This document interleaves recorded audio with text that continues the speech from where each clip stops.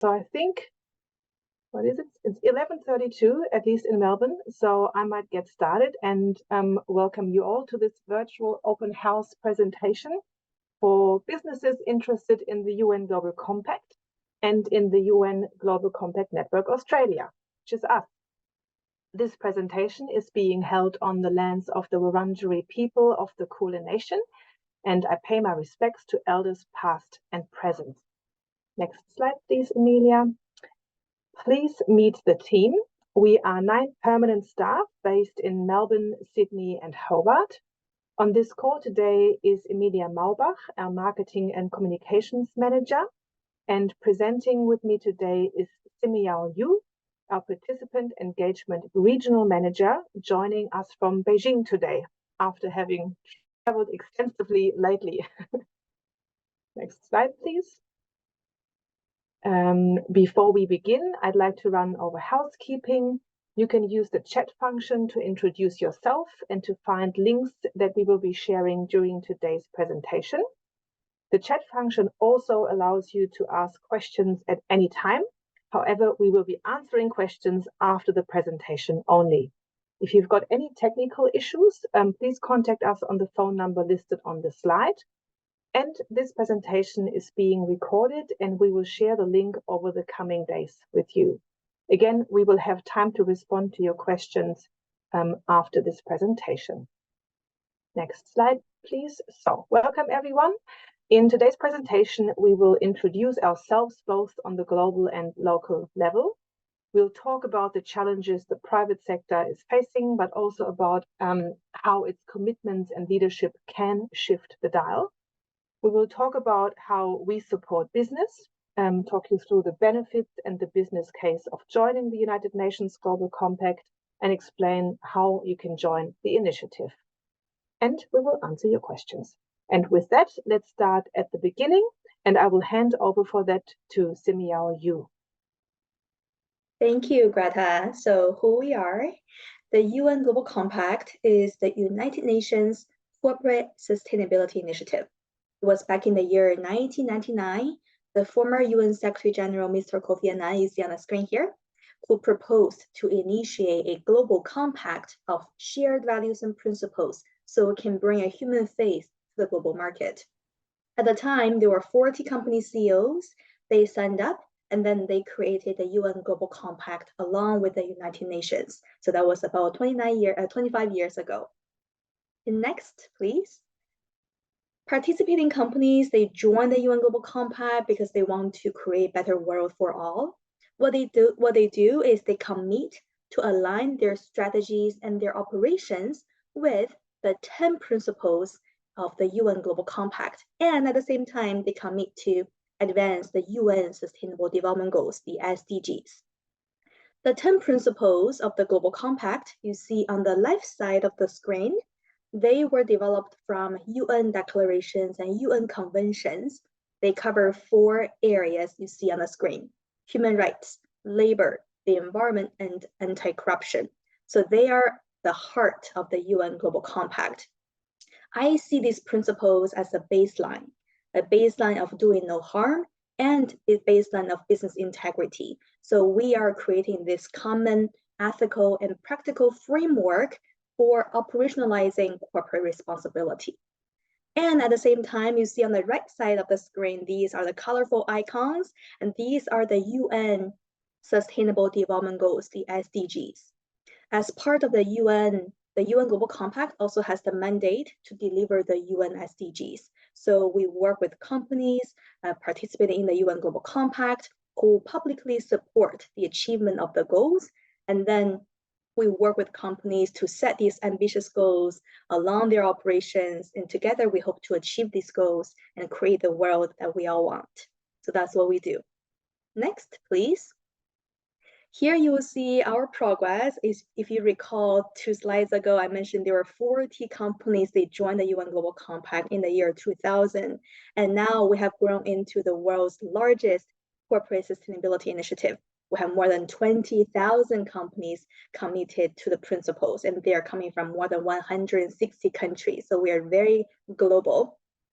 And we can drive scale in a way that no other sustainability initiatives can, because we have more than 60 local networks from around the world.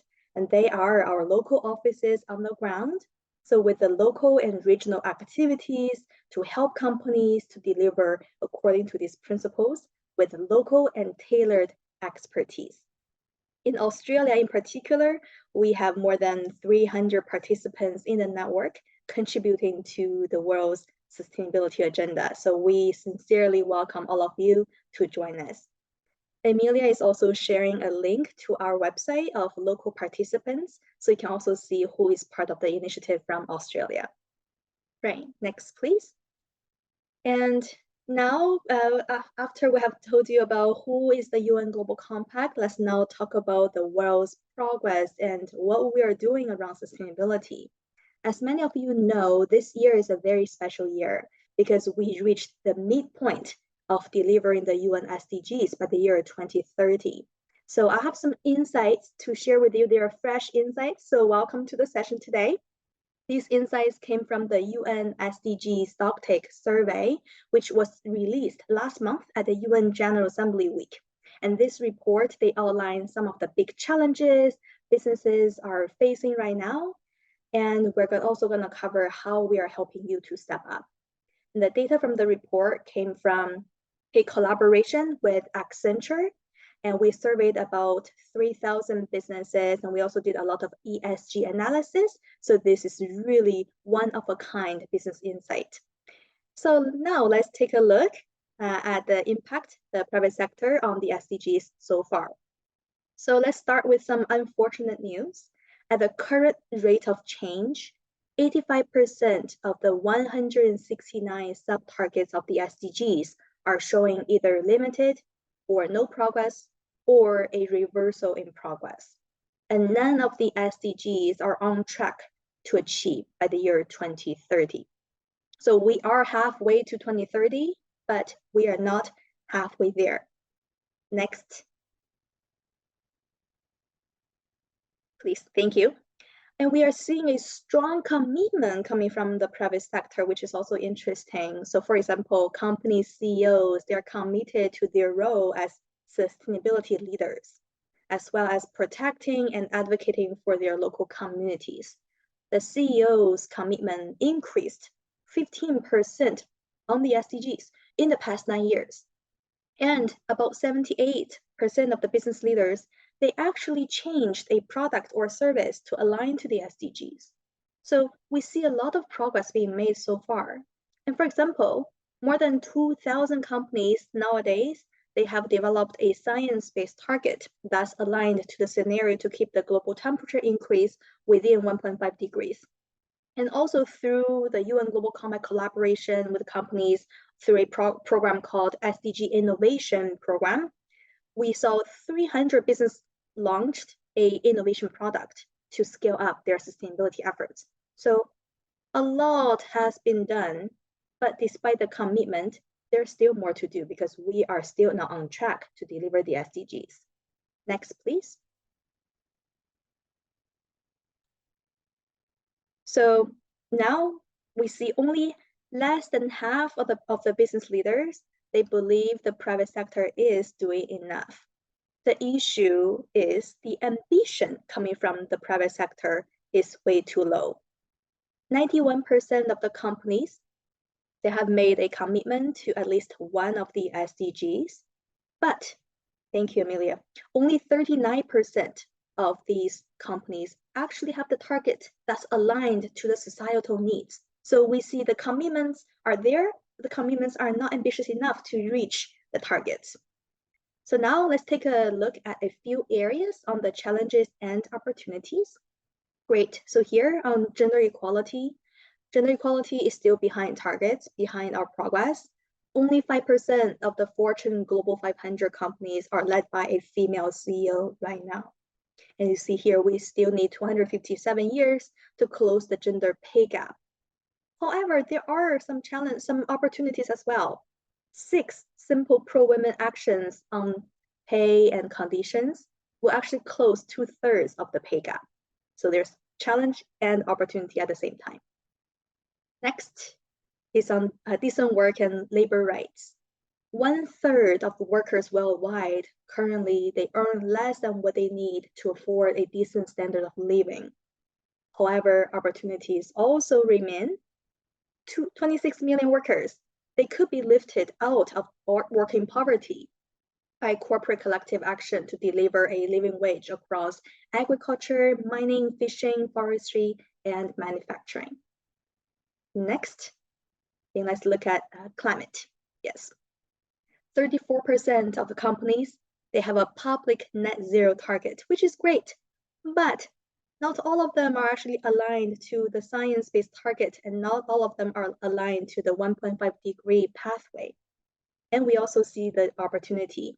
We can create 395 million jobs by transitioning to a nature positive economy. And next, let's talk about money, the financial and investment point of view. In 2022, we saw a significant drop in SDG mentions in company earnings and presentations. However, making companies sustainable makes business sense. MSCI World Financial Index, this is the index run by MSCI, they recorded that most sustainable companies can reach a 36% 5-year annualized shareholder return, where the average was only 5%. So from an investment angle, aligning and reporting on progress towards sustainability goals can lower the cost of the capital because investors are seeking companies that proactively anticipate and manage their climate, labor, and human rights risks. All right, next, please. I mentioned earlier in the presentation that CEOs are all in on sustainability. We see the positive trends are occurring. And you see on the bottom left, this is the quote from a group CEO of Vedanta Limited from India. He said, "A sustainable business is a profitable business, and you are only going to stay relevant if you are pursuing the sustainable agenda." So CEOs are also reporting to us how their organization's participation in the Global Compact is impacting positively on their business. So you see some data points on the next slide as well. Next, please, thank you. So yes, the private sector is a critical contributor to the SDG progress, and the UN Global Compact is here to guide and support you. So now let's take a closer look at how the UN Global Compact, along with the network in Australia, can enable you to maximize your sustainability efforts. Over to Greta to share some of our offerings. Thanks, Simiao. Okay, let's have a look at how we assist business to address these challenges. Next slide, please, Emilia. With the UN Global Compact, participating companies achieve sustainable value by delivering measurable impact on the world's most pressing challenges.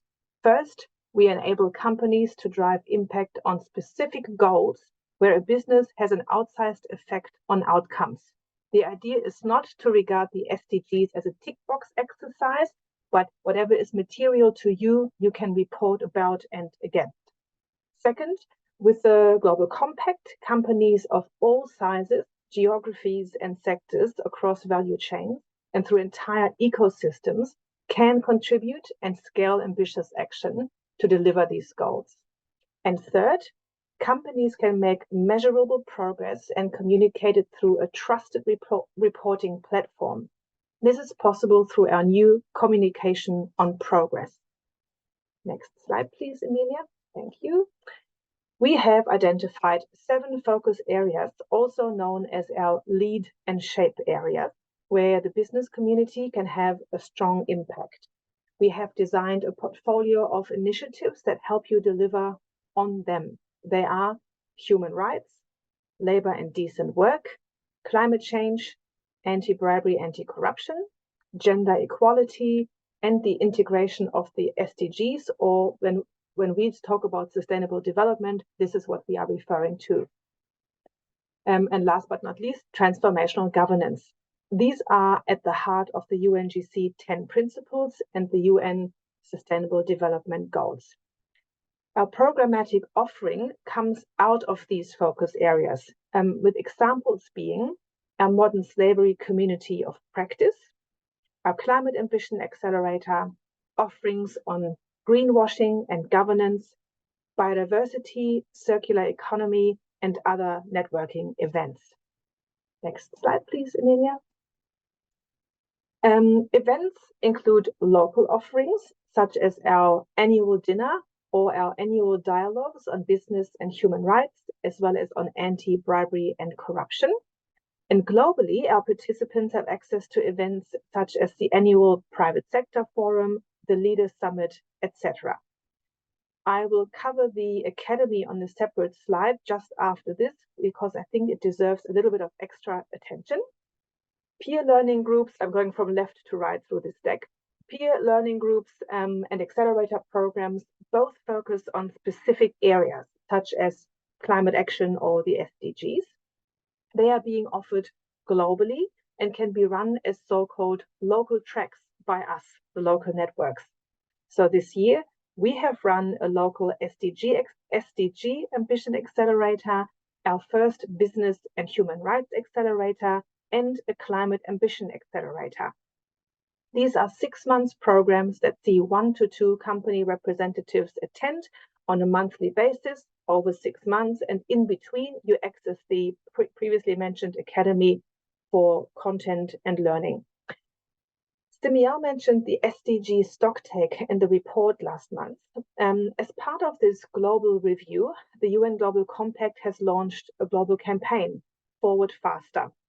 This is a 7-year initiative calling on companies to take targeted action in 5 focus areas. If you are interested in learning more, please look at the link that Emilia will be sharing shortly. And then there are coalitions, where participating organizations can engage on a global scale and at the global level on topics such as water resilience, ocean health, and/or sustainable finance. And there is more. Next slide, please. Now, as promised, the Academy. The Global Compact Academy is our digital e-learning platform available to all employees of the UN Global Compact participating companies. So if you join, every single staff member worldwide can access the Academy. The platform consists of an array of resources, from on-demand e-learning courses, masterclasses, live webinars, and online tools covering beginner to advanced level content on business sustainability practices. The Academy helps employees understand key sustainability concepts to begin implementation and eventually deepen integration across their own company.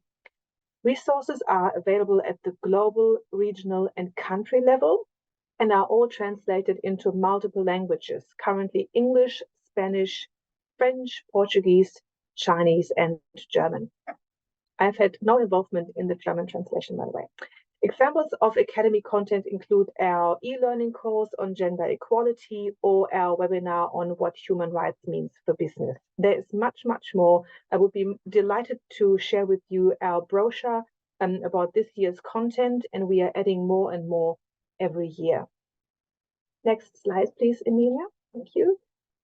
Here is a very high-level overview of examples of global flagship events, which include, for example, the SDG Business Forum, the Private Sector Forum, the Leaders Summit, and obviously still coming up in December, the COP28. These type of events are partially, or at least in a hybrid format, accessible to our participants. So let's assume you might be in New York at time of the General Assembly. All these events that we offer around that week are available to our participants. Next slide, please, Emilia. On the local level, meaning here in Australia, we offer the following events this year. So for the remainder of this year. This is an extract only. There's a lot more, and I would encourage you to subscribe to our monthly bulletin to receive alerts and interesting updates on our local, regional, and global offerings, regardless of whether you are currently a participant or not. This month alone, in October, we have some great offerings, including 2 events in Sydney and 2 in Melbourne.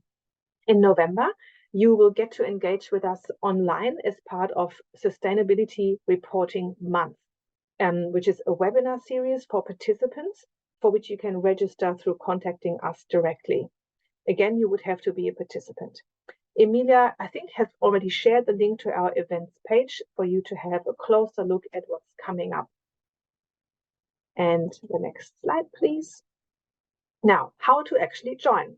Joining the UN Global Compact is actually quite easy. Next slide, please.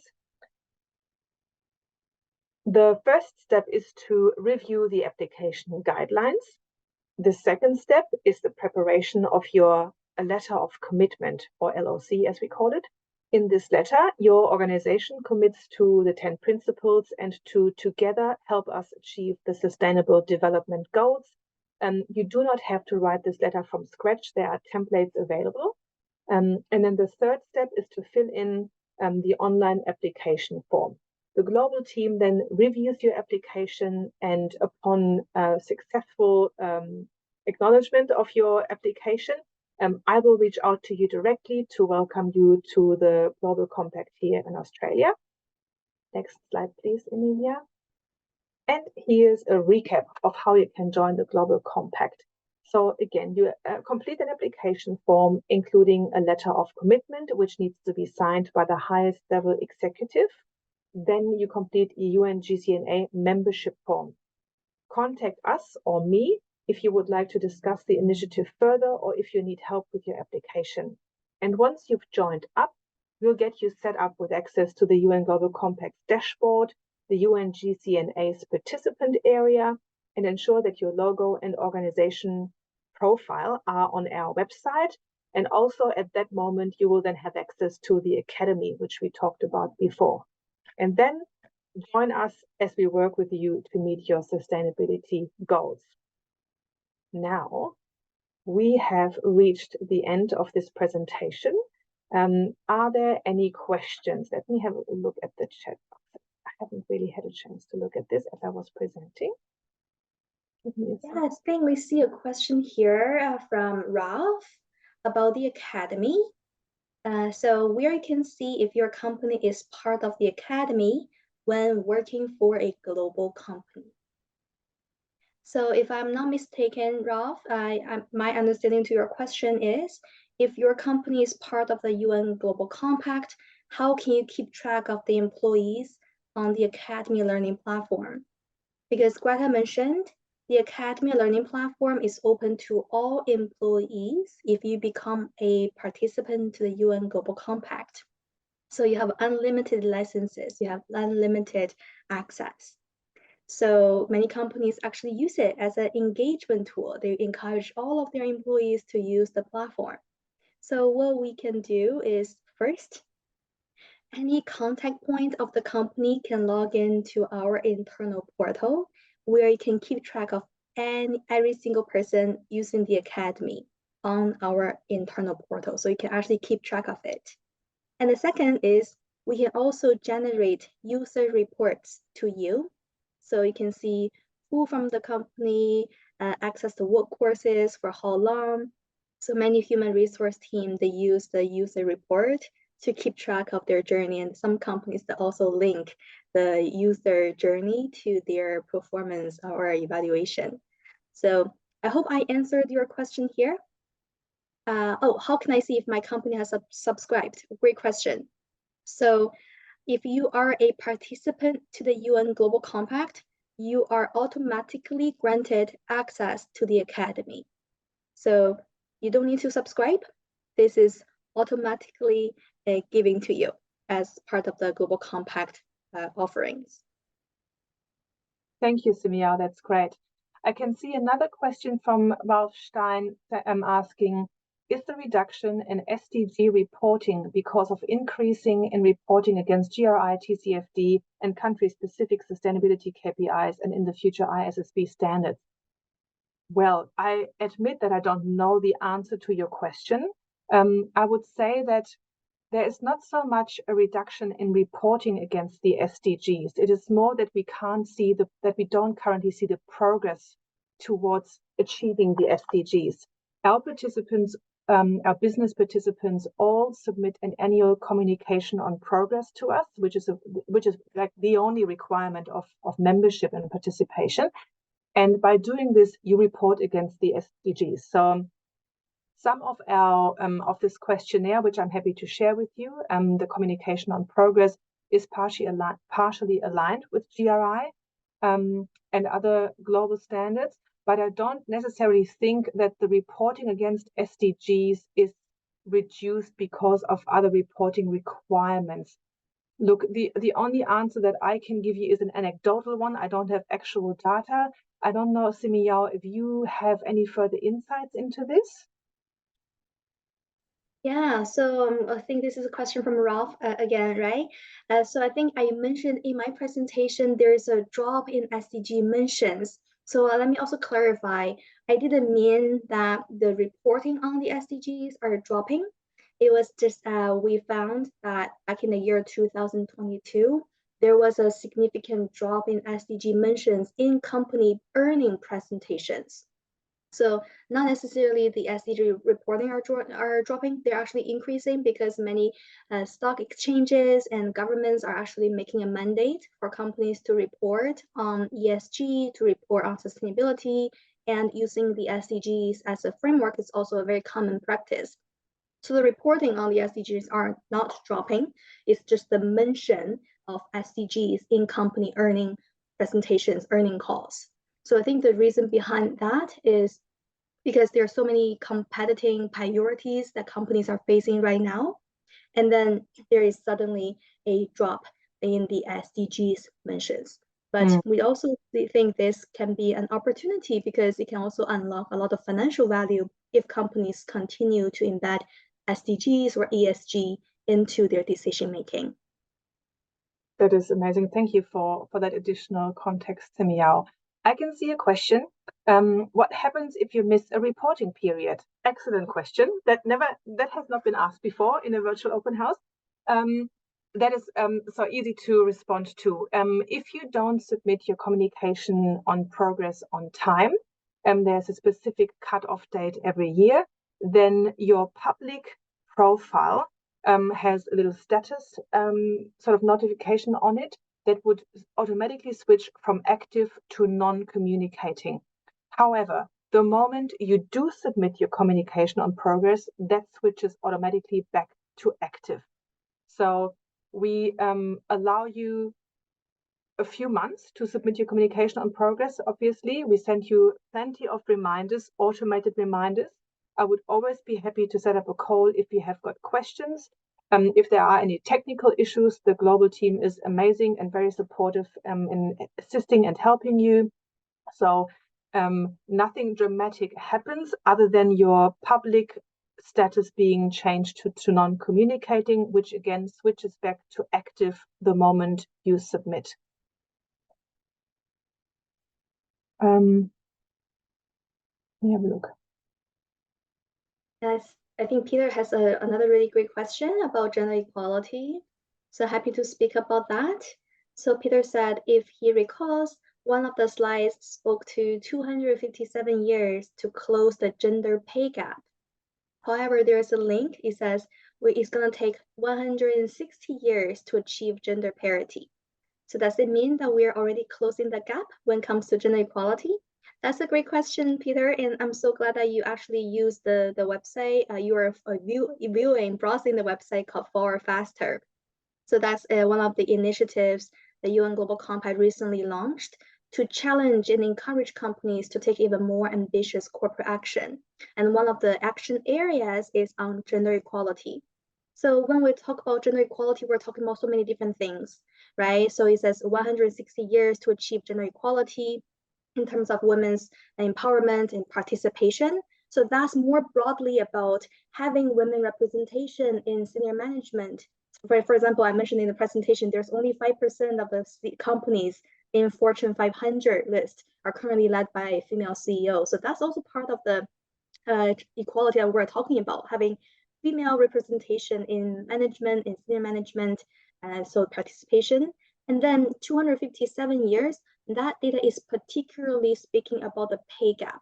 So whether you're giving the equal pay of equal value, and no matter what gender that we're talking about, right? So that is the gender pay gap that we are talking about. And that, based on the current trajectory, is going to take 257 years to close.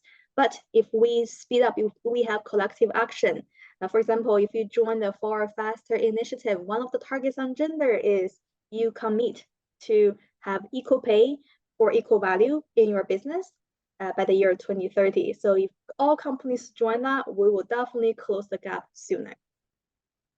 Fantastic. Thank you, Simiao. Ralph, you asked that your company has joined in 2009. How can you access the education materials? So please reach out to me. I have shared my email address in the second last chat bubble. And I encourage all of you to reach out to me if you have any questions around membership. So even if you are an existing participant, please contact me. I'm your main point of contact. Simiao is our regional participant engagement manager and therefore would be able to assist. However, I will be your main point of contact. Peter, what tools are available to businesses or organizations to track progress, especially across representation that can take an intersectional analysis when it comes to gender equality? Simiao, are you able to talk to the gender, sorry, what's it called, that tool? Yes, absolutely. So we actually worked very closely with UN Women, and we launched a tool called the WEPS Gender Gap Analysis Tool. So Women's Empowerment Principles Gender Gap Analysis Tool. So it's a tool for business, designed for business, to help you to assess whether there are gaps or areas for improvement around your gender work. So I definitely recommend you to take a look at the tool. You can find the tool on the UN Global Compact website as well. And then we also run different programs every year. For example, there is a Target Gender Equality Accelerator Program. It's an accelerator program for about 6 months. And we invite companies to join the program to then look internally to do some self-assessment on how they can improve. And then we have solutions and then guides for companies to tackle that challenge. So you can also join that program. And then in addition, we also have gender-related questions in our annual communication progress. So it's our annual reporting framework. And some of those questions can also help you to do self-assessment and then to help you keep track of your progress from year to year. So multiple tools. Oh, thank you, Emilia, for dropping the link. Yes, thank you very much. I just wonder if I've missed anything. I don't think I have. Are there any other questions? Please let us know. Again, you've got my email address. There is a very short survey that we would love you to take. Emilia is going to share a QR code on the next slide, which you can scan with your phone. I would be very grateful to hear what you think we could do better and also what you thought was helpful in today's presentation. I am more than happy to present to you again or to your teams, either online or in person. If you have any questions around membership and the benefits of joining and our offering. Obviously, we are the Australian local network, so we are looking after our Australian participants.